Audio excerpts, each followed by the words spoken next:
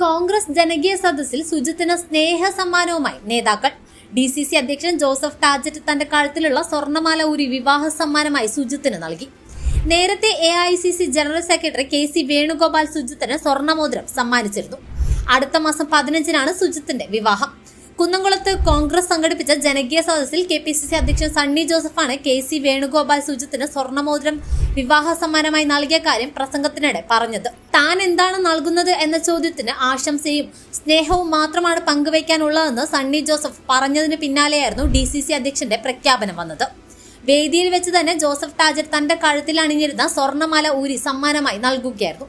2023-ലാണ് കുന്നംകുളത്തെ police സ്റ്റേഷനിൽ സുജിത്തിന് ക്രൂരമർദ്ദനം ഉണ്ടായത്. ദീർഘകാലം നിയമ പോരാട്ടം നടത്തുകയും സുജിത്തിനൊപ്പം നിൽക്കുകയും ചെയ്ത ബ്ലോക്ക് വൈസ് പ്രസിഡന്റ് വർഗീസിനെ DCC എക്സിക്യൂട്ടീവ് അംഗമായി പ്രൊമോട്ട് ചെയ്തതായും ചടങ്ങിൽ പ്രഖ്യാപിച്ചു.